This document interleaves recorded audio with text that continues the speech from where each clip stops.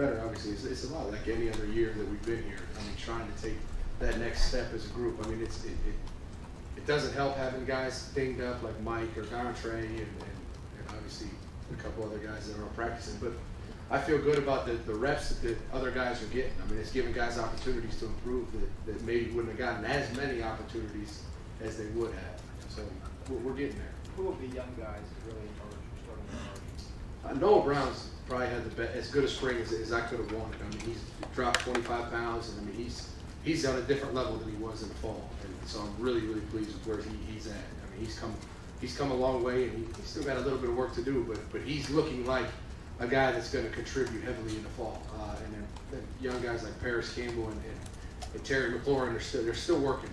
Every day they're going out, and they leave practice blown out because they were grinding to get better. And they're not there yet, but every now and then they show a flash or a promise where you say, all right, by the fall, I think we can get this guy ready to play. Front row, Tim. Yeah, Tim, Mike Clemson fans. Zach, have y'all, with Curtis Samuel, does he meet with you a lot in your room?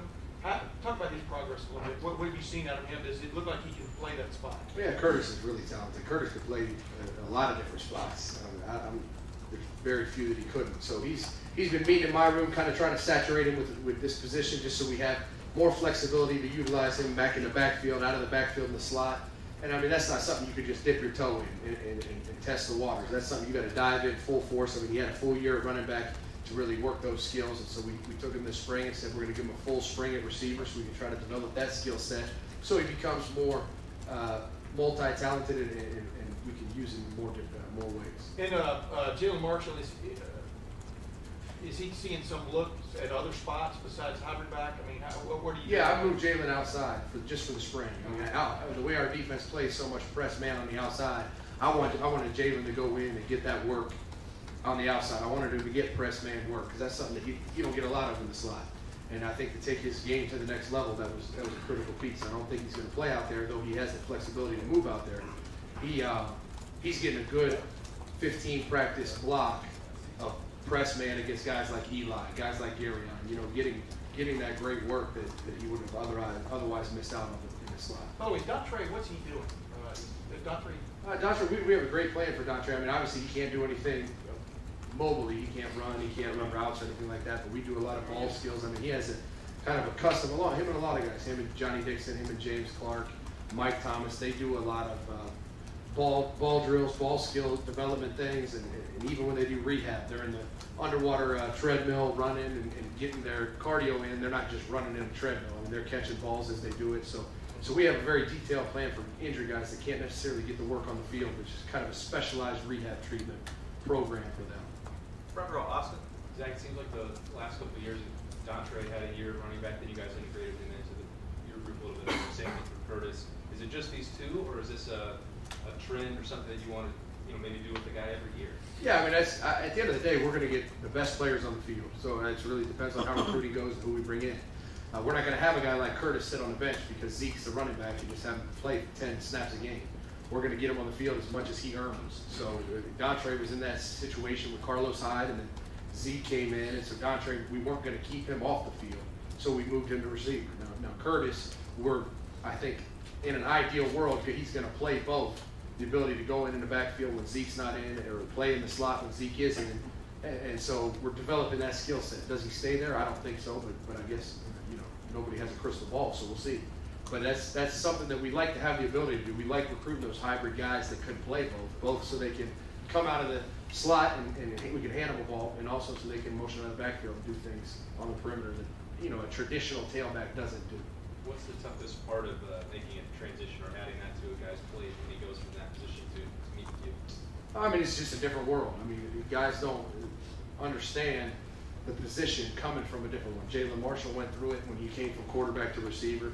Dontre went through it. Curtis is going through it. And so that's why we're trying to saturate him now, as opposed to come in fall camp, say, shoot, we need to get him on the field. Let's put him at receiver a little bit. Then you're really, you're trying to give him a small skill set. We don't want to give him a small skill set. We want to open the offense up to him and have him be able to be efficient in all of it. So that's what we're trying to do right now. And there's definitely a lot of learning curve. I mean, probably the biggest is just how much we run out there, because the running backs, they go 2-3 plays, and then they're getting a sub. There's only one of them on the field. And Curtis looked at me after the first day and was like, "Whew, this is real out here, wide out." So it's a different world, both in conditioning and how we play the position and the physical skill set and endurance you need to do it. Front row left, Doug. You said you have Jalen outside now, but you don't imagine him staying there in the fall. Why do you like him more in the slot? What would it be? What would the possibilities be of maybe him staying outside? Yeah, I mean, it's kind of a similar situation with why is Curtis meet with the receivers. I mean, Jalen can play outside, and so he's going to have a full spring of doing that, so if we need to or want to, we can. But we're going to get the best 6 wideouts or 7 wideouts in the rotation. So where he fits in that is really where we best see him fitting. And he left the year as the starting age and the best age we had. The hybrid, the slot receiver. So I'm not going to put him outside just because we can if he's the best one in the slot.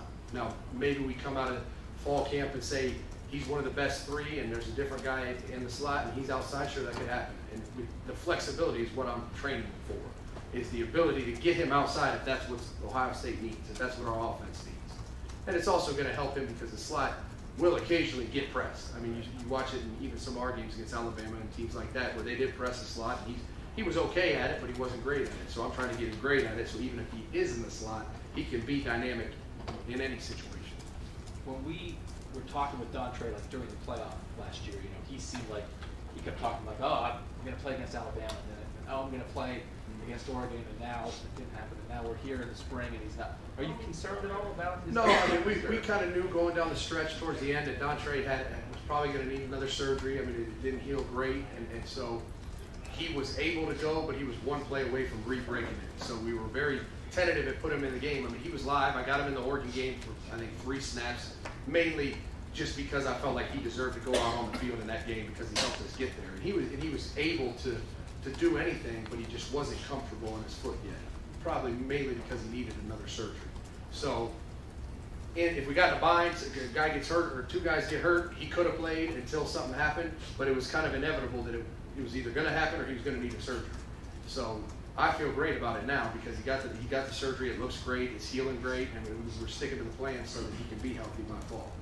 And just sorry for one more, but what we saw of Johnny last year, and then the injury, is he ready to be a full-time starting receiver at Ohio State, or are there things he has to do first to be that kind of player? I mean, Johnny has the skill set, and we see, he's kind of like some of these young guys, we see flashes every now and then. He just got to get healthy. He's not ready, but I would hope he wouldn't be ready because he hasn't really been through he went through spring, and then we really felt good about where he was at, and then he was dinged up the rest of the fall. So he came back and started off real strong, and then kind of got re-dinged. And so our whole goal and mentality right now is get him healthy, get him to 100%, and then let's get him ready. Because he's going to be ready. He has everything there to get ready to go be a guy that we can count on. But we haven't had him healthy to do that yet. Front row middle, Todd. Zach, does it help, hurt, hinder the growth of the receivers not having clarity of quarterback right now with guys all working in there? How does that work? No, I mean, I think I said it all last year. It's kind of whoever's taking a snap, we're going to do what we do. And they're all very similar. They have different skill sets, but it doesn't change how we do anything. So at the end of the day, every wideout has a one-on-one battle at some point in a route, in a perimeter run, whatever it is. They have a one-on-one. They got to win the one-on-one. If the ball's a little high, a little low, a little harder, a little softer, I mean, that's something that you kind of get adjusted to as you're getting ready for a game. But that's not something that changes how we operate. So they're great with whoever's back there right now, and always have been. And to be honest, it's a heck of a problem to have for them because they know whoever's back there is really good. Right, and you mentioned does it change things like when Braxton throws a ball versus Cardell versus JT? They all throw different balls. So how much of an adjustment is it from a wideout? It's not a lot of adjustment. I mean, they go through. I mean, obviously Braxton's not throwing right now, but JT and Cardell are throwing. And I mean, it's not like they're only catching balls from Cardell or only catching balls from JT. I mean, they're working with both, so they get accustomed to each other just through repetition. So once Braxton's back and throwing, the same thing will naturally happen over the summer. They'll go out and throw routes and then in two-a-days and things like that. They will get accustomed to who the guy is, and really it's more for the quarterback getting accustomed to how Jalen Marshall runs this certain route and feeling comfortable with it and having that chemistry. So they get the reps to have that chemistry, and you saw it last year. When JT goes down, Cardale comes in, and the chemistry's phenomenal. And it wasn't because all of a sudden that week they started catching some balls from Cardale. I mean, they do it constantly. What do you think it'll be like, just one more, what do you think it'll be like for some of those young guys who came here and Braxton was this legend that they really haven't gotten a chance to play with? Mm-hmm. He's actually out there and they're able to play with him. What will it be like for those young guys? I mean, I think it's going to be phenomenal for them. And a lot of them came here because they knew Braxton Miller's this Heisman candidate, 2-time Big Ten Player of the Year, and so that they love him and they love him as a player, and they're excited to get him back on the field for sure. They can't wait for him to get back out there and do what he does. Zach, is Noah Brown, by the way, working at several spots, or where is he primarily working? Yeah, Noah's worked all spots. He's right now on X just because Mike's out, and that's not saying he can't be the X because he certainly can. He's done a great job this spring, but he played in the slot all last year.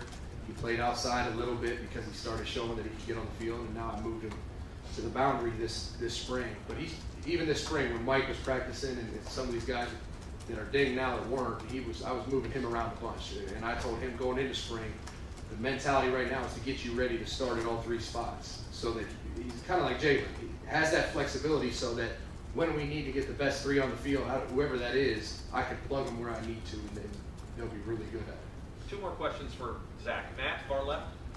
Just kind of building off what Todd was asking. I know you're not working directly with quarterbacks, but Coach Meyer mentioned at the start of the spring with JT and Braxton's situation, he wanted to see Cardale still say he was like a ball rookie despite what we saw. Right. Wanted to see him get 1 million reps this spring. I'm just wondering from your perspective, what kind of the spring, I don't know, about halfway through or more than, what kind of spring is he having?